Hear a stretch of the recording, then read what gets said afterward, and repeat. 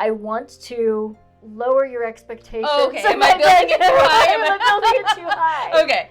Also, normal is made up. And then there's a whole chapter on motivation. Motivation. The day job is actually in service to the creative career. Oh, man. I got to do a cool interview instead of, you should buy my book. No pressure.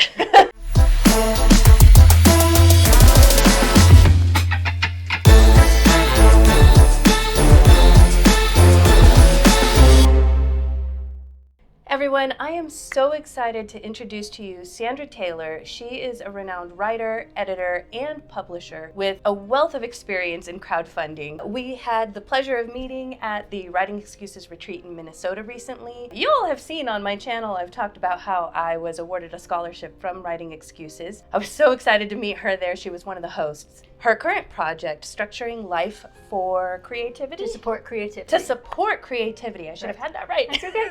It's fine. Her project is currently being crowdfunded until about mid-July. Yeah, about mid-July. July 18th is when it ends. I am not surprised at all when I looked yesterday, and I think I found that it was number 5 in the trending It jumped projects. up to 4, actually. Oh, it jumped up to 4. Yes. Things are looking up, huh?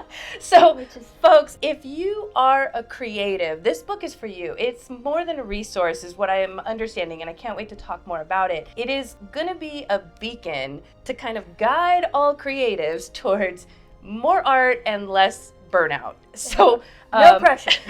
It's fine. I'm fine. You know that on my channel I've talked a lot about how I am trying to restructure my life as well. This came at a perfect time when I met her. I'm also restructuring my priorities on my channel. Sandra, how are you and how have you been since we saw each other last? Have you had time to structure your life? Well, it's only been a week, Yeah. So it's not that been long, but it feels a lot longer because I came home and immediately launched the crowdfunding. That's right. Yeah. It kicked right off. Yeah, it was like 2 days, I'm home, and I had to launch this thing, which is always a challenge. Crowdfunding takes up so much brain. I don't know if you've ever run crowdfunding before. I haven't. Okay. Yeah, it really eats a lot of time and attention and energy, even in the run-up. One of the things that actually takes up the most brain space is the anxiety about it. Is it gonna run? Is it gonna go? One of my huge anxieties for this project was I was fairly certain I could hit the funded point that I would get to make my book. What I didn't know is whether I would spend 30 days basically begging people to let me make my book. Buy my book! Buy my book! Before it's too late! I was so incredibly grateful and heartwarmed at the response that I got. That a lot of people that I've been in community with for a long time showed up, and not only did they just say, oh, I need this book, they told all of their people that they also needed this book, and I was like, I was really blown away. That quelled the anxiety, so I'm feeling like I get to make this book. No matter what happens from here, I get to make the book that I wanted to make, and that is the biggest gift. How many days did it take for you to get to that amount that you were trying to crowdfund? 1 day. 1 day. Yeah. Wow, that was fast. 1 day. 1 day, folks. Yeah. I've been thinking about that because that is not every creator's experience. A lot of people do spend those 30, I've actually had other projects where you have to spend all of the time saying, please, please, please let me make this cool thing. I really want to make this cool thing. And it's really, really hard. It comes to the question of how do you believe in yourself when people aren't showing up for you? Right. And thinking about that and being incredibly grateful I didn't have to navigate that particular emotional journey this time, but I have in the past. And I probably will again in the future because I have other projects that won't have the kind of support that this one did. And I've been doing a lot of thinking about how do you believe in what you're making when it feels like you're shouting into the void where nobody else cares what you're making. Right. There's a void, Jerry. There's a void. You said you have experienced where you've put a project out and it didn't get funded? Not that it didn't get funded, but I've been writing a blog for decades. I might have 100 readers. Gathering followers by the hundreds. For example, so, if I was trying to make a business out of the blog, that would be a discouraging work. But there's lots and lots of times where you write a story or you write a book, or I'm in the middle of writing a middle grade novel right now. And in order to get a middle grade novel in front of the readers that it's intended for, you have to go into commercial publishing. You have to go traditional. Really? Yeah, because you need the book to be in schools. You need it to be in libraries. And if you go indie, it's not an impossible path. Right. But it is a different and more difficult path in a lot of ways. I'm gonna have to go knocking on doors saying, please, I see. do you want my work? Is my work worthy? And that's a so really you've hard had process. to do that kind of door to door. It feels door to door. Yeah. That whole process of querying and submitting feels like going door to door knocking, like when I was a Girl Scout way back when. And you've been doing this, I think I read, for about 30 years? Yes, we have been publishing the Schlock Mercenary comic strip, which is the core of our business, which you can read for free on the web. We'll send you a link. I'm sending you links. I'm sending everybody here links. Space opera, adventure story. That one launched in 2000, the year 2000. So we've been at that one for 24 years. Prior to that, we had a small record production business. That one did die in the water. So, you have that experience as well. Yep. I'm trying to think back. I mean, crowdfunding wasn't necessarily a thing Was back not. then like it is now. No. How did you manage that back then? Okay, the pre-crowdfunding and pre-print on demand, the way you can do books now in indie publishing has really exploded since print on demand became possible. Right. And that happened around 2008, 2009. It was kind of simultaneously with the rise of ebooks. Ebooks became possible. So that the combination of ebooks and print on demand meant that suddenly indie publishing became possible in a way that it had not been prior to that. We're living in the future. We were already 8 years in before all that came possible. And what we did was, my husband, who's a cartoonist and the writer and illustrator for Schlock Mercenary, launched this comic on the web. We felt like we were late to the party, but we were actually very, very at the front wave. So it meant that we had a daily comic strip with a large audience and a blog underneath it. When we finally, 4 years in, said, okay, we're gonna do a book, we opened pre-orders. We just basically put up a PayPal link and people ordered through PayPal. And PayPal did not understand what we were doing and locked our account.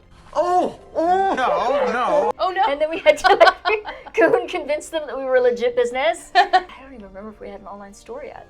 Not for the first one, obviously. We then set up an online store and we would just run pre-orders through our online store. As soon as Kickstarter came into being, right around 2012-ish, that was huge because it meant that we were no longer having to carry all the money and the risk ourselves in the same way. It was a wonderful, much better way to run Do You Want This Thing that we're making. Right. So I'm really grateful for crowdfunding, and it switched from pre-orders to crowdfunding at that point. Yeah, I'm actually really interested in learning about the crowdfunding side of this. And I'm sure that many other, self-published authors are looking for that kind of information as well. So, how do you do it? I know you're on Backerkit right now. Yes.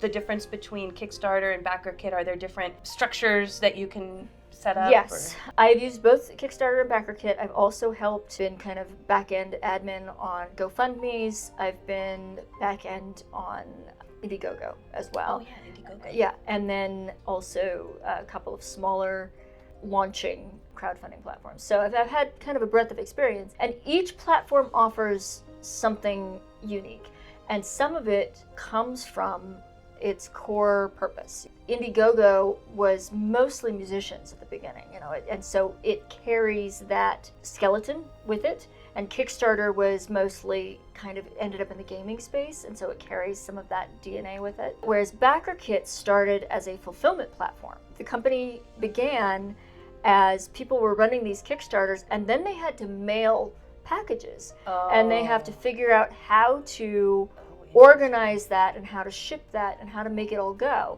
How does this work?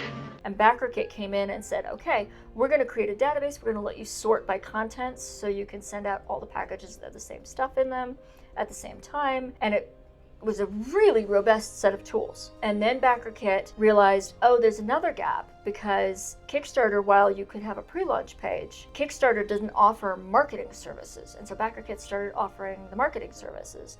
And then they said, well, we should so you can keep it all in the same house, from pre-funding to funding to fulfillment. Backerkit's trying to be all the way through. Backerkit's new at this for 2 years now. I can still feel that they're they're finding their legs in the crowdfunding space. There's Right. some tools that they didn't have that Kickstarter has very smoothly, but I was interested to try to see. So is this your first project on Backerkit? No, this is my Okay. second. This is Okay. my second project on Backerkit. There's a couple of things that Backerkit offers, like their Backerkit Train, Trains, love them.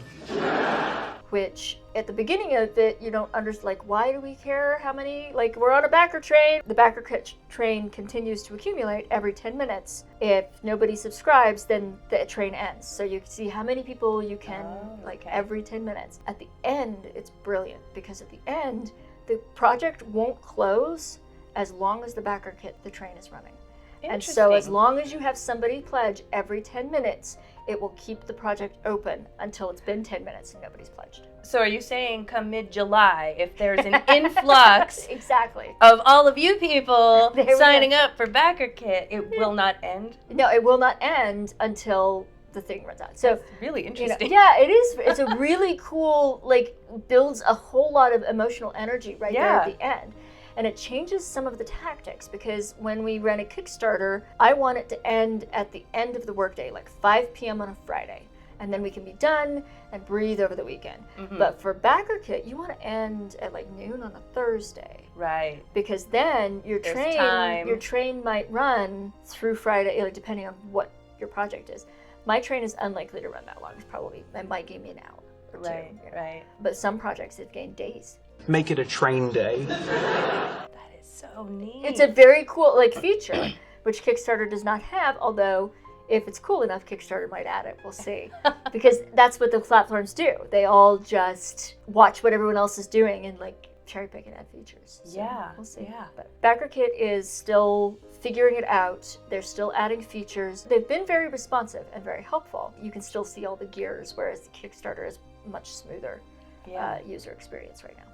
That was more information than I ever thought I would learn about Backerkit. And Sorry. I'm sure there's more. I I'm sure apologize. no, I love it. I love it. That makes it sound so exciting and engaging. Do you have any particular tactics that you plan to employ to kind of get that train going? I'm probably not going to spend a lot of energy trying to make the train happen. Okay. The train will happen or not happen, because one of the things you have to pay attention to with crowdfunding is preserving your own emotional energy. You can pour yourself out completely. You can become exhausted and burned out from pushing too hard on and putting too much pressure on yourself and on the project. Having reached the funding point for my project, I am cooling it down. Cool. I'm like rehearsing in my head that everything else from here is bonus, which is true and not true. Because I really do want to do the audiobook, and we haven't reached the audiobook yet. And so it's like, I would like to be able to fund an audiobook, and that's at the 25K mark. So I've got to get there. The strategy is a marathon now. You know, you have that sprint for the first week where you really push hard. The middle, you have to settle into I'm just going, and I'm going to post every day. I'm going to post a couple of times every day. I'm going to make noise. I'm going to make sure that I talk about different things from different angles in different places. I'm doing this interview, for example. That was me. I did that. So that then I can then go to my social medias and I can link this interview. And so instead of buy my book, I'm saying I got to do a cool interview. And so I can just be excited about the experiences I get to have. Yeah. Instead of you should buy my book. You know, because that people get tired of that. Yeah, I think after a while It wears people just out. kind of tune out the noise. It's very transactional. But if instead I look at each piece of the project as its own gift, I got to put the project up. I got to be funded. I got to do this interview. Every single thing I get to do is a cool experience I get to have. She likes me. And the outcome at the end of the project is separate from the cool things I get to do. I want to go back to the beginning when you had this spark, the idea, the inspiration to write a book that has a theme of structuring your life to support creativity. What brought that about? Well, it originated in a presentation that I've actually given for 15 years now. Because I was I was raising 4 young kids, we were running this creative business, we were going to conventions, and I saw a lot of people, me included, are like, how do I fit in the creative work I want to do in all of this other stuff? How do I make it happen? I started paying attention to the choices that my husband and I were making. And I started collecting information and data and started giving this presentation. It has evolved so much since that first iteration of it. And then a year and a half ago, I'd been giving this presentation, variations of it for years, and I realized that there's a strong limitation on that because, I mean, yes, I can record it, but it's only the people who encounter the presentation. Whereas a book, people can read at their own speed. They can re-reference, they can write notes, and they can absorb and practice in their own way. And I realized that is the medium of a book offered things that a presentation can't. Books are great. I decided to go ahead and write the book based on the presentation. And as I was creating the book, I realized that creating actual activities and guided exercises. Exercises, things that people could, homework, that people can do, optional, completely optional homework. Homework? I can't do homework. Not required. Nobody's going to grade you. But to give people a framework for how to look at their lives differently. For example, a lot of people will really be frustrated that they have a day job that pays the bills. How do I be creative despite this day job? And they spend a lot of time and energy just resenting the existence of the day job. Right. But when you realize that the day job is paying the bills, which is lifting the weight of financial and anxiety over what will I eat and where will I live. The day job is actually in service to the creative career. Oh man! It is a tool, it is part of the structure that you build that allows your creativity to grow. And when you can stop resenting the day job and just looking at it as a part of your structure, then you can use that energy you were spending on resentment and put it into your creative work instead. Thank you. I needed to hear that. Anxiety and resentment, and those take up creative space, which is very frustrating, but true. Right. Yeah, I definitely feel that on my end because I just want to do creative stuff all the time. I would love if the creative stuff was what was paying my bills. Right, absolutely. When you put together the concepts for this book, could you share, without obviously giving away like spoilers or any important aspects of your book that you want people to see when they buy it, what can you share, like some key strategies or key moments in the book that you could share with us? Honestly, I don't feel like there's any spoilers here because I've already talked about everything like in various aspects or on my blog or whatever. And a lot of it is, I just wish I had my table of contents because we could then... Oopsie. Yeah, I could say, this is what I put in there. I use a metaphor of, you're building a structure. And for me, I picture something like Howl's Moving Castle. It's going to grow wings as it needs to, and then it'll collapse, and it can move, and it's moving me on my pathway towards my dreams on a pathway made out of goals. And so it is this moving, growing, evolving structure. And so I use that as a metaphor. And then we talk about what's on the exterior, well, your dreams and your priorities and your goals. And what's on the interior? Well, that's where we start talking about how do you arrange your physical space? How do you arrange your time? How do you, what is your mental load like that you're carrying on a day-to-day basis, and how can you reduce that load? Hit the road, you big load! There's sections on accessibility because neurotypical brains and neuroatypical brains, neurodivergent brains, that's the better term. If you adapt to the way your brain actually works instead of expecting your brain to work differently, then you a lot of wasted energy in trying to make your brain work differently. It's just not going to. Yeah. And so there's things about that. There's things about starting and stopping, the challenge of whether you can be a writer who builds long stretches of time or whether you need to learn how to work in short stretches of time, and the different ways that you need to configure your thoughts and your creative work to fit in the available times that you can build. Right. And then there's a whole chapter on motivation. Motivation. And how do you get yourself moving? How do you make yourself do the thing when it's easier not to? Right, yeah. Getting started sometimes is the hardest part. And then once you get started, it kind of snowballs and you can keep that momentum. But boy, getting started is the hardest part. Absolutely. I started it. I should finish it. Absolutely. And then the book kind of ends on, or there's a section on how grief is a creative process. Oh, gosh. Yeah. Grief is a creative process. It is the process by which you deconstruct what was and find the pieces of what you're going to build next. So if you're going through any kind of a grief process, whether, death, marriage, divorce, and I say marriage because there's things to grieve in your old life, even while you're having a joyful thing. But it is grief that develops the powers of the mind. Right. So like any major life event is a creative process where you're rebuilding stuff. Any creative process you have will interfere with any other creative process that you have. Yes. Which is one of the reasons why, people who are primarily writers, if they get a day job that uses up their writing brain, they've tapped from the same section of brain, the same well. It's a dry well, Captain. Worthless. These are all the kinds of things that I delve into. And honestly, I feel like in some ways it has to run past, there's so much material, you have to run past it fast, and each one could literally be delved into a research book by itself. But it's trying to be a survey. How big is this book going to be now that I think about this? Because there's so much there. You would have to edit out some parts, I'm sure. Okay, the edit. The brutal edit. I'm hoping to land around the 200-250 pages. Wow. Is where it's going to be. So it's currently fairly a medium short book on purpose, because as in the title, it's a resource book. It's not intended to be a Bible to tell you how to do things. It is a repository of ideas and thoughts and concepts and some activities to help direct those so that you can figure out for yourself what you want to accomplish and what you need to be doing. As the Writing Excuses team usually says, we're giving you more tools in your toolbox. Yes. I believe. Absolutely.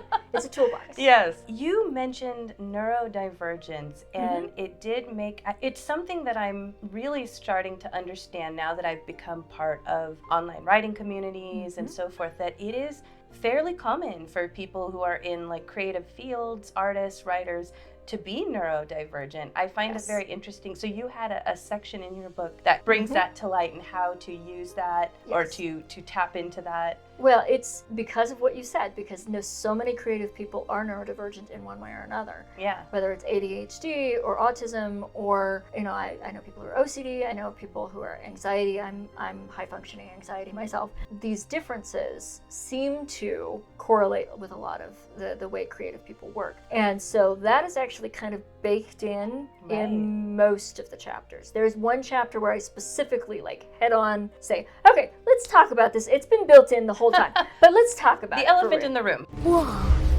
elephants.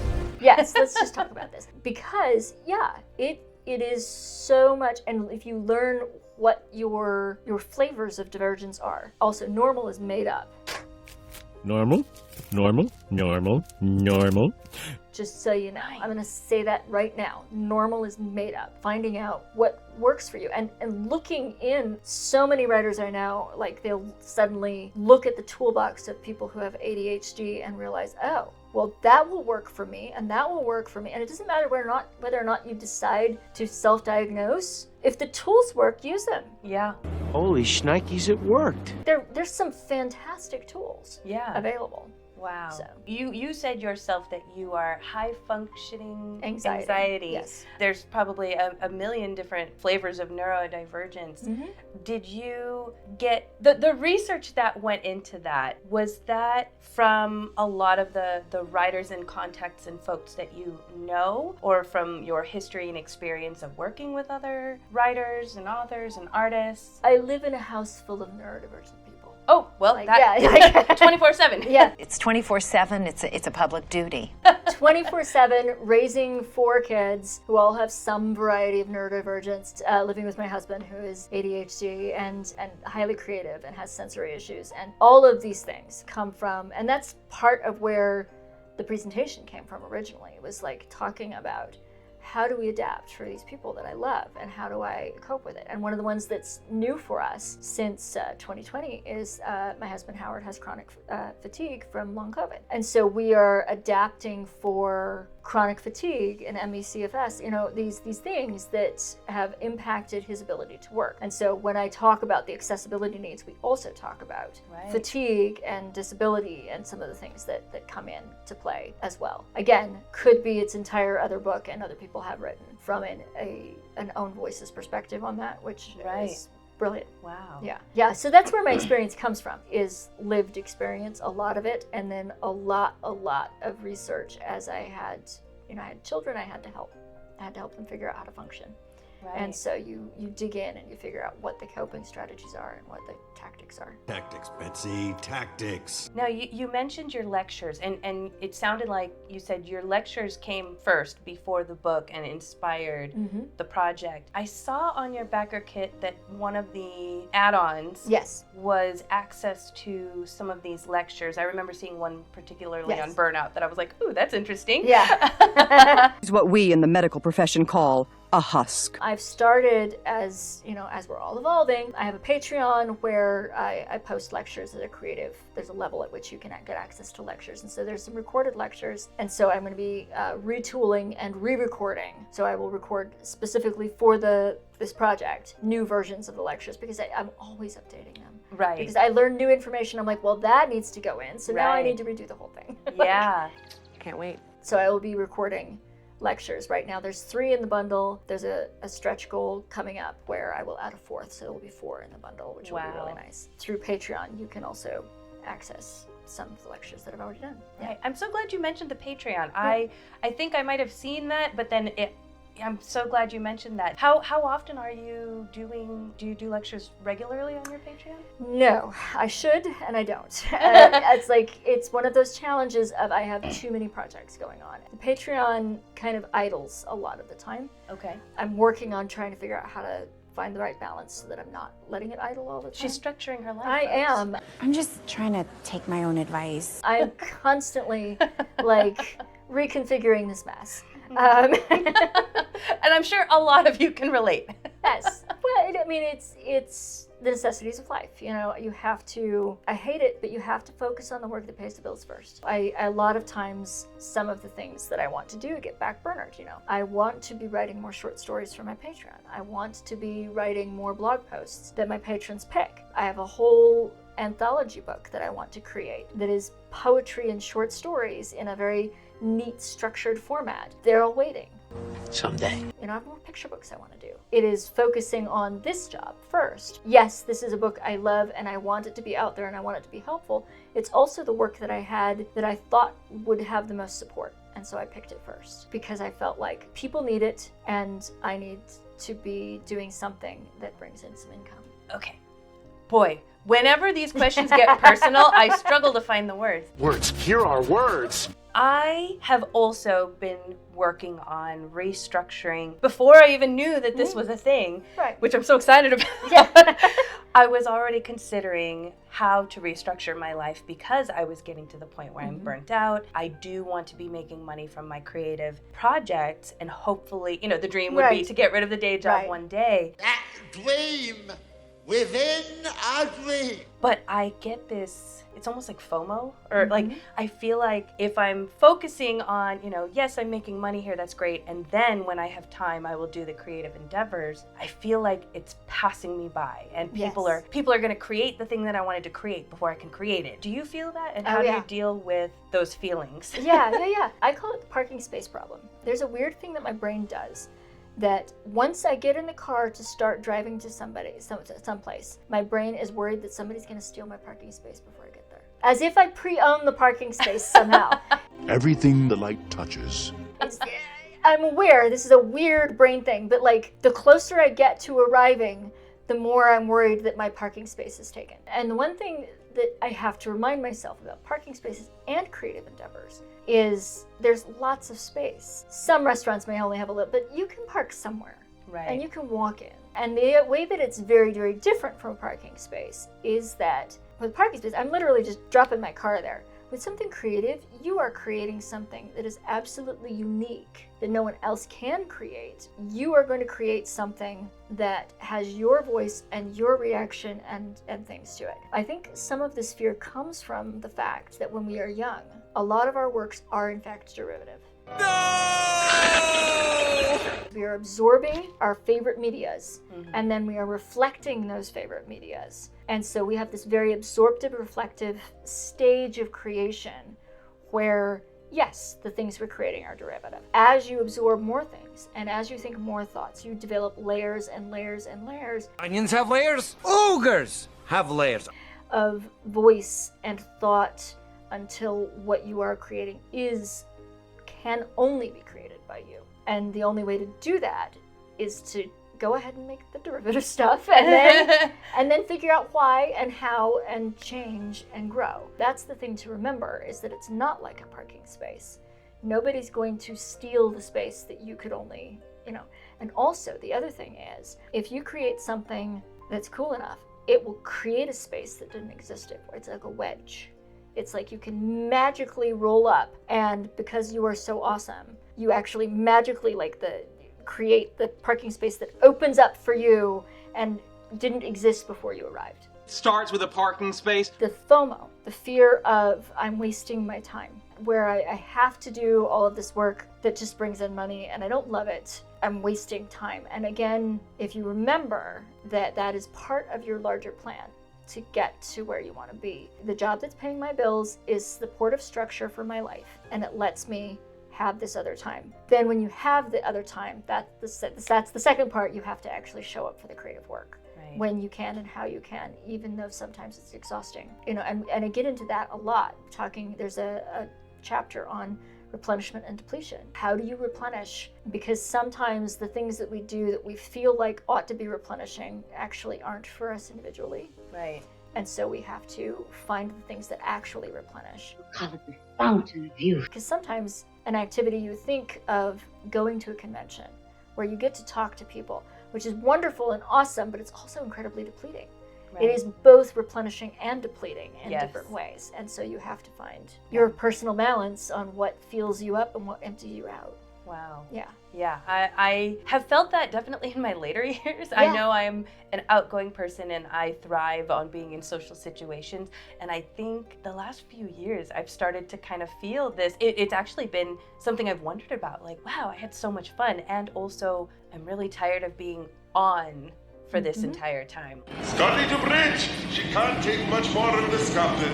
That is a new feeling. Yep. What about family pressures, family life, and things like that? Is there anything in your book that is mentioned about how to balance that with creativity and... Yes, there's a chapter called Your Support Network that acknowledges the fact that we all need a supporting cast. Right. We all have to, and when I say supporting cast, it's not like you are the protagonist and everybody else must support you. It is mutual.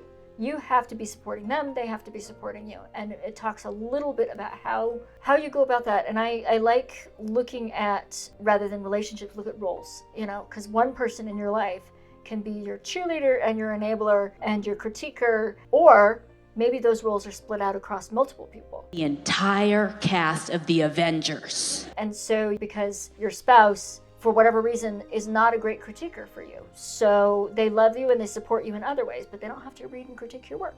Maybe they do.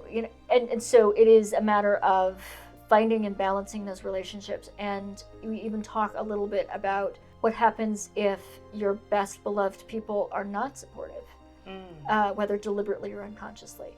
Jane, it's not unheard of for supporters to manifest their support in radical ways. And how you can set boundaries around that a little bit. How you protect your creative work from people in your life that you love and want to keep, but who just are emotional drains for your creative process. Wow. Yeah. That is an excellent point, and something that I think people would be really interested in. I find in writing groups that happens more often than not, I think. Is that your experience? I have had a lot of writing groups over here, various, and some of them through no fault of the people involved. They're wonderful, good people, and they were trying to be helpful and welcoming, but the format was bad for me. Right. I would come home an anxious mess every time because of my anxiety, and it was all on me and what I brought to the party. What everybody bring. Wait, what? It is a matter of finding it. But there are also very real, very human tendencies and reactions where people who are not self-aware, who are feeling depleted themselves, will be like the drowning person in the water. You don't jump in the water to save the drowning person because they will climb over you in their panic. That's not the kind of help I need. That's not the kind of help I meant. And that's a very vivid picture. Yes. But in a creative career, when people are feeling distressed or anxious or depleted or like they're drowning, they can metaphorically climb over other people and drown them and drain them. And so it takes a lot of self-awareness to recognize when that's happening to you. How do you keep the relationships you want to keep but set boundaries around them? Right. So that Yeah. So they cannot pull you down. You know, so how can you stand on the side of the pool and toss the life preserver instead of jumping in the water and getting drowned? I think, folks, I mean, we're only like touching, I think, broad strokes about what's in this book. Yeah, I'm a little worried. Like, yes, all of this is in the book, but also it is a short book. So it's not deeply, like, okay, I'm going to follow my own advice. Mm-hmm. At this moment, I want to lower your expectations. Oh, okay, am I building it too high? Am I building it too high? Okay. Everything is just... I'm like, but the part where I'm following my own advice, I'm not going to downplay what's in this book. It matters to me. This is all stuff I've thought deeply about, that I care deeply about. Right. And this holistic view, and like I said, each of these could be a well that you drill deep down, but I've deliberately tried to not do the drilling myself. Yeah. Because I don't want to be prescriptive. Everybody's life is so different. Everybody's needs are so variable that if I drill down and say, this is how you fix this problem, right, probably 80% of the people who read, like, well, that doesn't work for me, I'm doomed. Right. Doomed! And I don't want anybody to read my book and think, well, that's not going to work for me, I'm doomed. Right. Yeah. So that's right. You're right. Yes. I will manage my expectations over here. I think it's striking home for me because this is where I'm at in my career. So I'm just so excited about it. Right. At the retreat, and this is where I get the feeling that you have such knowledge about these. While we were at the retreat, Sandra, I believe, was in charge of kind of these exploration or activities at the retreat that were kind of meant to restore and regenerate and refresh you. And I don't think I counted exactly how many there were in the pamphlet, but I felt like maybe there was about 10 or so different activities. Yeah, and it was just wild. I mean, they were so simple. When I remember reading them, and I'm like, wow, that is so simple to the concept, but to do it is a much different thing. Right? Mm-hmm. For example, I think there was one where it was just, sit in nature and for 5 minutes or so, just be extremely quiet and listen and then write about the experience. And I know on the surface, that sounds like, well, duh, like everybody should know that and you should be able to do it. But do you do it? No. And if you did, I can guarantee that the experience has more impact than what it sounds like on paper. Yeah. You have put all these things in practice, or have you met people who have said, like, this is what I've tried, this is what I've tried? The activities come from personal practice, and also they come from, I would sit down with a concept and say, okay, how do I walk somebody into this idea, this realization? I need somebody to examine their life priorities. How do I get them to, instead of, of course my family's my priority. Everybody says that, right? Right. Do I have to hang out with him? Not me. Just kidding. But when we say priority, we mean important. What do you prioritize in your day? What is actually your time getting spent on? So we say, these are my priorities, but then you look at your day. What is your day actually spent on? And what does that say about what you're actually prioritizing in your life? If you look at my day, it looks like groceries are a super important priority for me, which Girls gotta eat.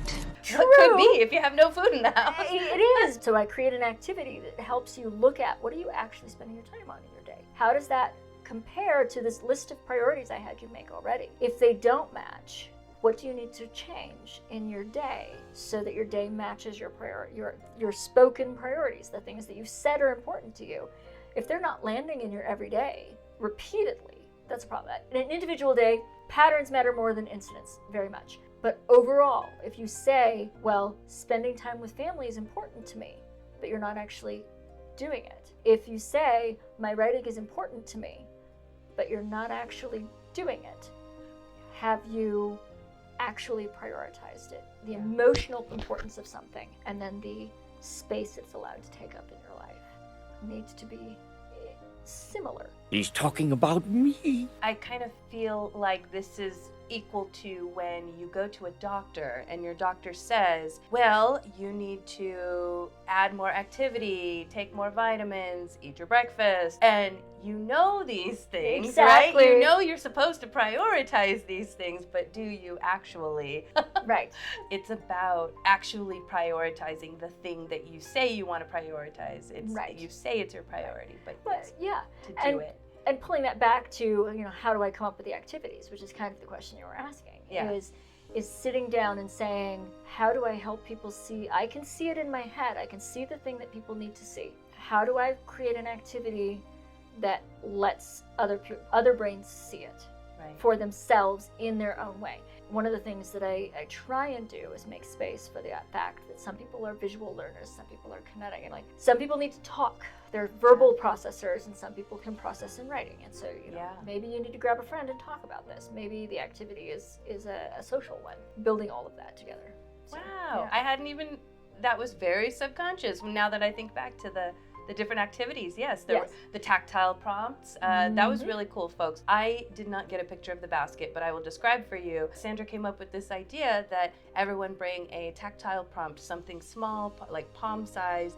It could be anything as long as it wasn't sharp and stabby. Oh, man. We put all these... gooey. No gooey. Or gooey. No gooey. I forgot about that. Texturally displeasing. Yeah. So there was a basket full of just little things, and you could choose to go through the basket and find something inspiring and write about it, and potentially take one item home as inspiration. Right. I thought that was a really neat exercise. Right. Well, and if you dig into that even further, we asked this of people before they came. Bring something to share that you don't mind that it won't go home with you. You're giving it away. And so I have already gotten you thinking about what would be interesting to other people. I've put you in a community mind space. I'm going to give this thing away. It becomes a community project, and you bring it with you already coming to the retreat thinking about community. What are you going to share? Look at me. To share. So that is a piece of the basket. And then everybody gets to look at the same objects. And there's certain objects that everybody's like, oh, this one's so cool, who gets to take it home? And so it becomes a connection point. And you've all contributed to it. And you get to see if somebody's carrying around the thing you brought. You're like, oh, somebody liked my thing. Yeah. I was very pleased with that one. Yeah, so was I. It was so much fun. I wish I'd gotten a picture of the stuff for you folks. All about the memories, man. All about the memories. At the end of the retreat, none of that stuff was left. Somebody took everything. Oh, really? Yeah. At the end, people claimed so stuff. Cool. Yeah.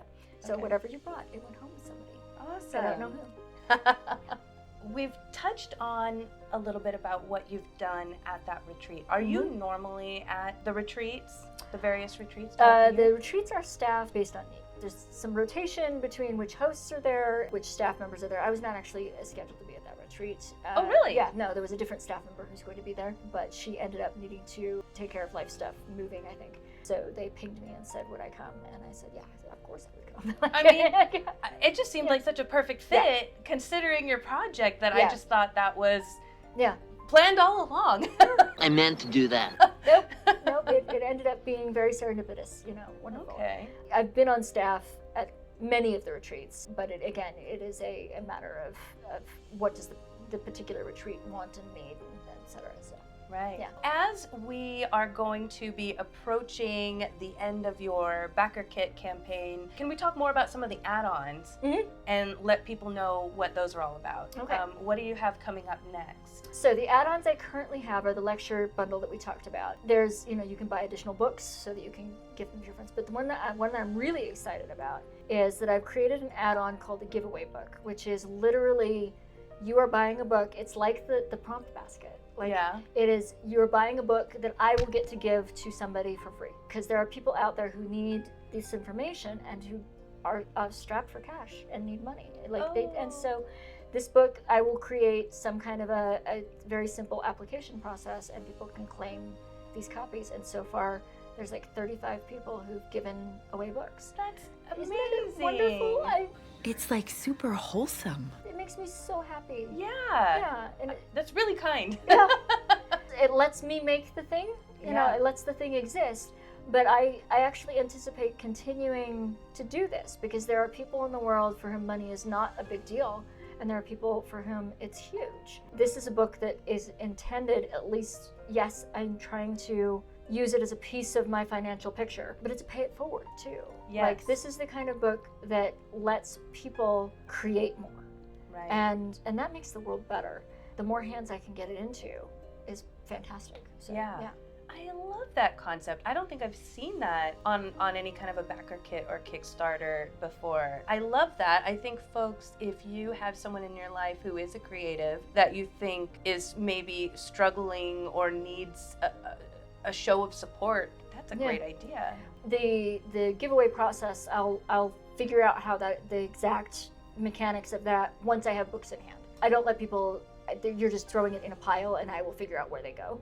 But you can always buy a book to give to a friend. Right. You know? Yeah, I love that. I love that too. For stretch goals coming up, we've got so those, I'm keeping the add-ons pretty simple because one of the challenges that people run into with crowdfunding is you get excited and you overpromise and then you have a huge fulfillment problem. Right. I'm pretty darn good at fulfillment these days. Well, yeah, you've been doing this a while. She's a keeper. Keep the project within scope. Like, for example, if you're doing a book project, t-shirts are their own special nightmare. You don't want to do t-shirts on your crowdfunded book project, for example. Interesting. Yeah, it's okay if they're a single design, but I did a crowdfunded project that was literally just t-shirts with 7 designs, 10 colors, all those sizes, and what you don't realize is that this design with 10 colors, you now have 10 individual type shirts. Oh, and now all those sizes. You have, oh gosh, yeah, so many variations of what can possibly be made, which is a fulfillment nightmare. I'm just say that. Don't do that. So I'm keeping the add-ons pretty simple on purpose. The stretch goals, again, are also trying to keep it within scope so you don't end up, because that's where people end up in the hole. If they She's leading by example, folks. Yeah, keep it simple. So the next stretch that I'm reaching for is 20K. I get paid for writing the book because the first funding of the book doesn't pay me at all. It's just to me. It's just to physically make the book exist. And I'm adding a lecture to the bundle. At 25K, I will use those $5,000 and make an audiobook version. Wow. So, and then beyond that, I have ideas around creating a notebook that is specifically designed for all of the activities, with so that, I love that. So it's a little more interactive. So it's a little more interactive. So it would be a separate notebook that would be then part of the creativity bundle, which is a pledge level where you get the book and you get a couple of note cards and a bookmark and some stickers, and the bundle will expand as the funding expands. I have ideas for a tote bag. I have ideas for this custom designed notebook. I have infographics. I'm going to fund some infographics. Physical ones will be made to give to the people who do the Kickstarter or the Backerkit. I will then publish the infographics for free as a pay it forward, just freely available resources. That. Wow. There comes a point where, and we've actually run into this with other projects, where it's like, okay, we have funded everything beyond this, just gives us more space to make the next thing. Right.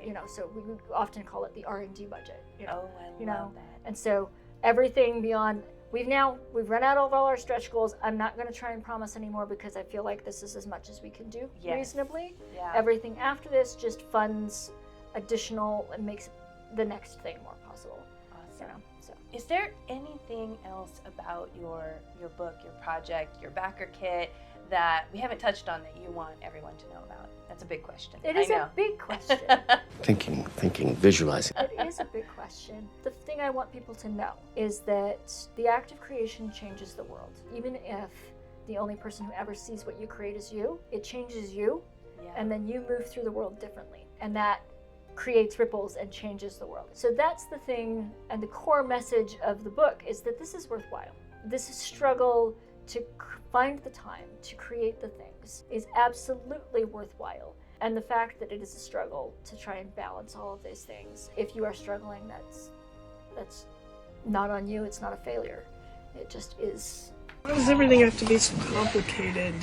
You have used the word worthwhile here a couple times in the interview. There was something, I think you had said it at the retreat, and I had heard probably Mary Robinette or someone else kind of echo the same sentiment, that because something comes easy to you, you don't think it has as much worth because it's so easy to you, but it may not be easier to other people. And that was a huge eye-opener for me at the retreat. I think just when you use the word worthwhile, I want you folks to like focus on that and think that if you are in a creative space, that it is not worthwhile for you to find the time or the need to structure your life, to get support, to, you know, do the thing. It is worthwhile. Absolutely, it is. You are a unicorn. You are unique in the universe. It's such a simple concepts, folks. Yeah. You kind of touched on a few of the projects that you have kind of in the back burner. Yes. What can we expect from you in the near future after this? Well, this is kind of giant and right in front of me, and I can hardly see. I see. You already see better than I can. We're continuing the Hypernode Media business. We still have a couple more Schlock Mercenary books to do. I am currently working on a middle grade novel that I've mentioned that I would like to send through commercial publishing, because being hybrid is a useful space to exist in. Yeah. And then I've written picture books in the past. I've got 2 of them right now. And then I have drafted several more, so I would like to do that. I don't know whether that will be self-pub or commercial. There's attractions to both. And then there's the anthology that I've mentioned. As I'm creating this, I want to do a lot more public-facing free resources around the content in this book. But being able to do that depends on being able to put something out in the world for free means that something else has to be paying my bills. And so I've got to figure out how to balance the pay it forward work with the pay my bills work. Right. I would organize my life quite differently if I did not have to worry about my bills. Right. Yes. It's awful being a grown-up. So would I, folks. Exactly. I'd be here on my channel way more often. Exactly. You are special. Wow. You have a website. Are there other social avenues, and where can people find you, basically, if they want to learn more about you? So I am Sandra Tayler on most social medias. Make sure you spell Taylor with an ER. ER, yep. Sometimes there's an underscore between Sandra and Taylor on Instagram, for example, but on like Blue Sky, there's no space. I'm doing Blue Sky actively right now. I'm doing Threads. I'm dabbling in Threads. It's a new space for me. Yeah. I'm on Instagram. I still have a presence on Twitter, but I'm not there very much anymore. That's my advertising space, which is very sad. It used to be my home. Right. It's not my home anymore. But you can also find me at sandratayler.com. Again, E in the Taylor. And that is the home for, that's like my digital business card, where I do crowdfunding consulting, I do lectures that are over on my Patreon. Oh yeah, Patreon. That's the Patreon. Yeah. I am so many places these days. Good God, she's everywhere. So basically, if you Google Sandra Tayler and you spell it correctly, you'll find her everywhere. Exactly. I love that. Yeah. Thank you so much, folks. This is the first time I have ever done an interview in person. I hope that you enjoy it, because this has been really exciting for me. We easily could have done it through Zoom, and you guys have seen those types of interviews that I do, but I really like having this personal space and personal touch. Sandra, is there any final message, anything you'd like to leave the audience with before we go? Just thank you. Thank you for showing up for Amber's channel. Thank you for being people who are interested and who are willing to think about creative work and try and do it. So thank you.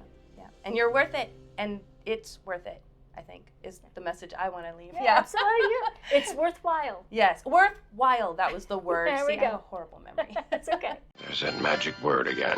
Thank you so much. All right. Head over to Backerkit Now and put in your pledge for a copy of Structuring Life to Support Creativity. Make sure you like and subscribe for more interviews like this, and thanks for getting Perty Nerdy with us.